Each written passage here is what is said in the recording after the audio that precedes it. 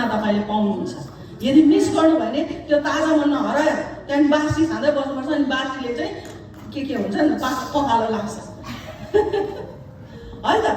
अनि मलाई चाहिँ मन परेको कुरो चाहिँ त्यो स्त्री चाहिँ निरन्तर आएकी थिए र त यीशु आउँदाखेरि पनि उनी त्यहीँ थिए है। उहाँले अथवा यीशुले शिक्षा दिइरहनु भएको थियो। त्यहाँ एउटी स्त्री आए जसको 18 वर्षदेखि दुर्बल पार्ने दुष्ट आत्मा लागेको थियो। यति साह्रो सताएको 18 वर्ष भन्नुको अर्थ चाहिँ अब धेरै सानो कष्टमा परेकोहरूलाई मात्रै थाहा हुन्छ समय कसरी बित्छ है। खुसियालीको समय क्रिसमसको बेलामा रात कति छिटो बित्छ कसैलाई थाहा हुँदैन। हामी भर्खर आएको जस्तो लाग्छ है, आमा दिउँसो बिहान भएछ भनेर तपाईँ र मैले भन्छौँ नि त होइन। बर्थडे पार्टीमा होस्, जुनै पनि रमाइलो कार्यक्रममा चाहिँ छिट्टो समय बित्छ। तर दुःखको घडीमा कसैको घरमा मृत्यु हुँदाखेरि अनि कठिनाइ हुँदाखेरि तपाईँलाई विभिन्न प्रकारको रोगले सताएर चाहिँ दुखाइ परेको बेलामा नि 5 मिनट बित्नु चाहिँ नि 1000 मिनट जस्तो लाग्छ है। त्यो कुरो अनि यो स्त्रीले चाहिँ त्यो कष्टमा परेकी स्त्री चाहिँ 18 वर्ष भनेको चाहिँ 18 घन्टा होइन, 18 हप्ता पनि होइन, महिना पनि होइन, वर्ष। मलाई लाग्छ यो स्त्री चाहिँ धाइरहेकी छ, सभाघरमा धाइरहेको छ, आइरहेको छ। कुप्री भए तापनि उसलाई कुनै त्यो कुप्रीपनले रोकेको छैन, उसको दुर्बलताले उसलाई रोकेको छैन। तर सभाघरमा केही न केही म पाउँछु भनेर उनी गइरहेकी छिन्। अनि त्यो एक दिन आयो। अनि तपाईँ र मेरो जीवनमा पनि त्यो एक दिन आउनु जरुरी छ, जुन समयमा चाहिँ नि तपाईँ र म यीशुसँग ठोकिन्छौँ। जब हामीहरू हाम्रो भिजिटेसन यीशुले दिनुहुन्छ अनि त्यो समयलाई कतिचोटि आज हामीले अवहेलना गर्छौँ। खै त अरूले पवित्र आत्माको शक्तिमा काम गर्नुहुन्छ, पवित्र आत्माले चलायो भन्नुहुन्छ, पवित्र अन्य भाषा बोल्नुहुन्छ, कसैलाई मिराकल भयो भन्नुहुन्छ। अनि तपाईँ चाहिँ के भन्नुहुन्छ, घरमै बसेर तपाईँहरू बस्नुहुन्छ भनेदेखि त्यो एक दिन आउँदैन, त्यो एक समय आउँदैन। तर त्यो एक दिन आउनको लागि नि यो 18 वर्षसम्म यो स्त्री कुप्री हुनसक्छ। उसले कहिले पनि आफ्नो नजरले यसरी यीशुलाई पनि राम्रो हेर्नु सकेको थिएन होला, कसैलाई पनि हेर्नु कुप्री भएर बसेको स्त्री चाहिँ त्यो एक दिन उसको जीवनमा त्यो एक दिन आएको छ। हालेलुया। येशूसँगको भेटघाट, येशूसँगको छुवाई अथवा येशूले छुनुहुन्छ, येशूले गर्नुहुन्छ भन्ने त्यो एक समय चाहिँ नि तपाईँले 1 मिनटमै कतिचोटि पाउनुहुन्न।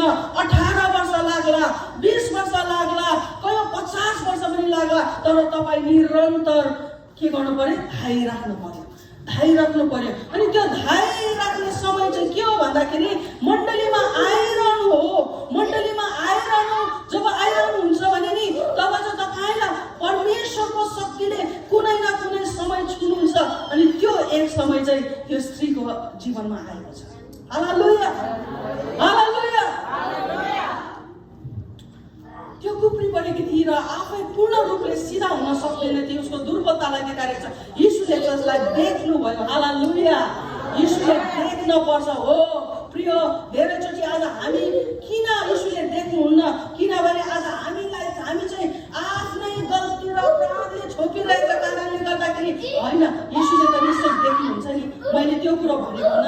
यीशुले सबै कुरो देख्नुहुन्छ, तरै पनि स्पटलाइटमा आउन चाहिँ कतिचोटि जरुरी छ। हालेलुया।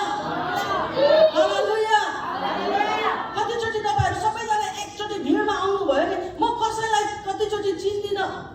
मैले भन्नु चाहेको यीशुले चिन्नुहुन्न भनेको होइन, तर तपाईँ र मेरो जीवनमा पनि कुनै समयमा चाहिँ यस्तो भएर आउँ जब है अन्धकार हुँदाखेरि पनि यो स्पटलाइटले मलाई ठ्याक्कै देख्दाखेरि झलक्कै देखिन्छ नि, स्पष्ट देखिन्छ नि। त्यो समय आएको रहेछ यो स्त्रीको जीवनमा। हालेलुया। यीशुले त्यसलाई देख्नुभयो र बोलाएर भन्नुभयो, ए नारी, तिम्रो आफ्नो दुर्बलताबाट मुक्त भयो। आज पनि तपाईँ र मेरो जीवनमा हुनसक्छ कतिवटा दुर्बलता होला, अनि यीशुले आज त्यो स्पटलाइटद्वारा देख्नुहुन्छ। अनि उहाँको नजर चाहिँ कहिले पनि उहाँको नजरले आज छोड्नुहुन्न, तर उहाँको नजर चाहिँ जहिले पनि घुमिरहेको हुन्छ। अनि तपाईँलाई देख्नुहुन्छ, हे छोरी तँ निको भइस्, हे छोरी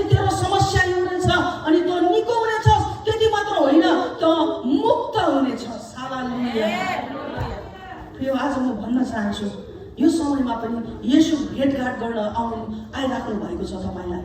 आफ्नो हृदय तयार पार्नुहोस्।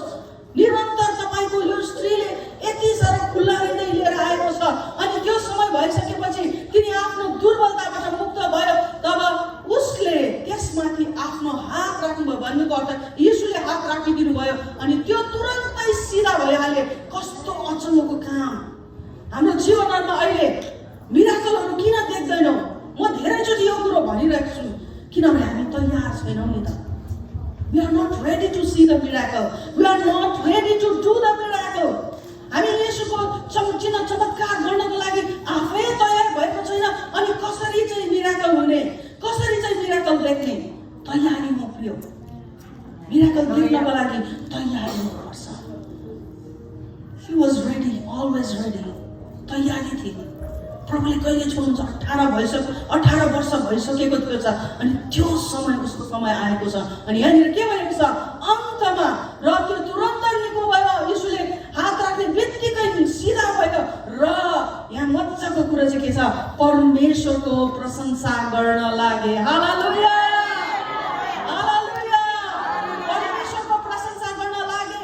अनि परमेश्वरको प्रशंसा गर्न चाहिँ नि आज भइसकेर मात्र होइन, तर जब चाहिँ त्यो स्थितिमा मलाई लाग्छ त्यो स्त्रीले चाहिँ नि प्रभुको प्रशंसा गरिरहेको थियो र त उसलाई बानी भइसकेको थियो। यसै कारण वचनले भन्छ तिमीहरूलाई कसैको बानी भए चाहिँ, आमेन, बानी भए चाहिँ। जब हामीमा बानी हुन्छ नि तब त्यो बानीलाई हामीले रोक्न सक्दैनौँ। यति साह्रो प्रम्प्ट हुन्छ, यति साह्रो छिटो हामीले हाम्रो बानीलाई हामीले कोही बेला हाम्रो के बोल्ने बानी हुन्छ है, केही तुक्काहरू बोल्ने बानी हुन्छ, फ्याक्ट्री निस्किहाल्छ। कसैको राम्रो बानी, कसैको राम्रो शब्द बोल्ने बानी हुन्छ, कसैको नराम्रो शब्द बोल्ने बानी पनि हुन्छ है क्रिस्चियनहरूमा। फेरिका के भन्ने बताए हुन्छ है, त्यो बानी हो त। बानी भएको कारणले गर्दाखेरि फ्याक्ट्री आइहाल्छ। तपाईँले त्यो सोचिराख्नु परेन है, के प्रिपेयर गर्नु पनि परेन किनभने त्यो बानी हो। त्यो बोल्नको लागि प्रिपेयर म चाहिँ बोल्छु भनेर जानु पर्दैन, तर फ्याक्ट्री आइहाल्छ। राम्रो होस् है बानी चाहिँ है। प्रेज द लर्ड, प्रभुको महिमा होस् भन्ने बानी होस् अहिले पनि। हालेलुया, बानी चाहिँ त्यो होस् है। प्रेज द लर्ड, हालेलुया। हाई गर्दा पनि हालेलुया होस् न। कति मलाई हुन्छ म आफै हाँस्छु अनि म भइकन फुर्केको भएको थिएँ कि, तर त्यो पनि बेसी भयो जस्तो पनि लाग्छ। तर जस प्रभुको प्रशंसा र प्रभुको महिमा हालेलुया भन्न चाहिँ जति भन्यो भने नि कम नै हुन्छ, आमेन। किनभने हामीलाई सास परमेश्वरले दिनुभएको नै उहाँको प्रशंसा गर्नुको लागि हो नि त। हालेलुया। त्यो स्त्रीले बानी थियो र त उसले जस्तो ऊ निको भयो प्रभुलाई प्रशंसा दिन थाले। अनि प्रभुलाई प्रशंसा दिने बानी छैन भने चाहिँ नि जति नै परमेश्वरले अचम्मको काम देखाएको होस् न, तर कतै न कतै त्यो के भन्छ दुर्बलता देखाइरहेको। कति क्यान्सरहरू जातिसो भइसकेको हुन्छ, त्यहाँदेखि आएर खै मलाई त यहाँनिर टाउको दुख्यो। क्यान्सर जाति भइसकेको छ, अब टाउको दुखेको कुरा गर्छ होइन। किनभने त्यो बानी छ नि त। अनि प्रशंसा गर्ने बानी हो भनेदेखि नै हाम्रो जीवनबाट चाहिँ नि दुःखमा होस् या सुखमा होस् परमेश्वरलाई प्रशंसाको गीतहरू, प्रशंसा भन्ने, प्रशंसाको शब्दहरू निस्किन पर्छ। हालेलुया।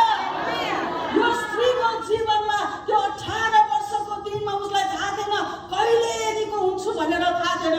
18 वर्ष बितिसक्यो। त्यो समयमा त्यो दिन आयो, त्यो क्षण आयो। अनि आज तपाईँलाई म भन्न चाहन्छु त्यो दिन र क्षण कतिजनाको लागि आज हुन सक्छ, आज हुन सक्छ, यो समयमा हुन सक्छ। तपाईँको 20 वर्ष, 25 वर्ष, कति वर्षको होला, हुनसक्छ 5 वर्षको होला या 2 महिनाको होला, हुनसक्छ। तपाईँहरू तयार भएर यो स्त्री जस्तो आउनुहोस् त, परमेश्वरले छुन हुन्छ। आमेन, हालेलुया। हाम्रो आँखाहरू बन्द गरौँ यस गरी।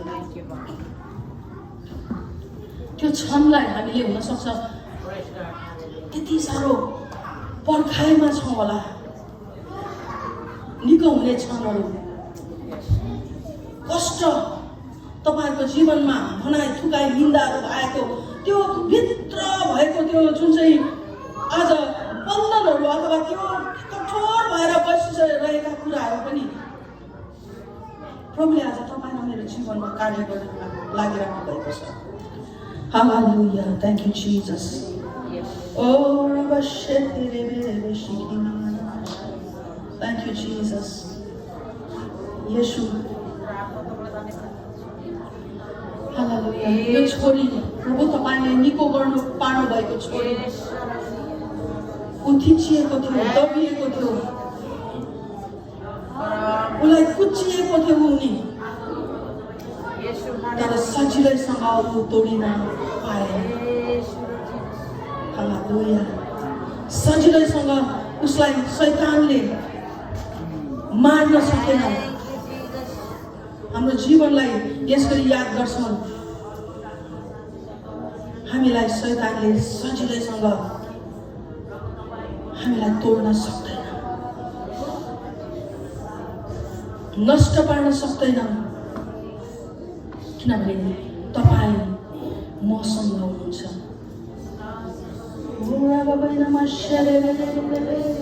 Thank you, Jesus.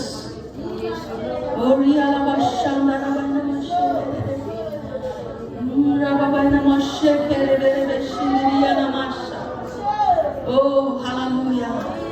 त्यो क्षण, त्यो दिनहरू आज तपाईले आज देखाउनुहुन्छ, तपाईको अचम्मको काम तपाईले देखाउनुहुन्छ हाम्रो जीवनमा।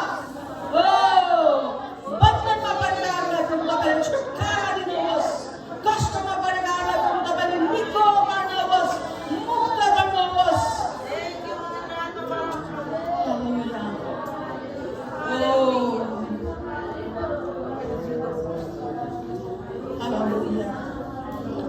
हालेलुया। चोर त चोरो मारौ अनि नाश पारौ भन्ने हेतुले आउँछ, तर यीशु भन्नुहुन्छ म चाहिँ तिनीहरूलाई जीवन दिन आएँ, अनि त्यो पनि अनन्तको जीवन। यसुले यसरी जीवन तपाईमा सार्न भइरहेको छ। हुन सक्छ डाक्टरले तपाईलाई कति धेरै समस्यालाई देखाइरहेको छ होला, तर यसुले तपाईलाई जीवन दिइसक्नु भएको छ, अनि त्यो पनि फुल अनन्त एबन्डेन्स तपाईलाई त्यो जीवन दिइराख्नु भएको छ। Thank you lord. Oh, thank you, Jesus. Thank you, Jesus. Thank you, Jesus.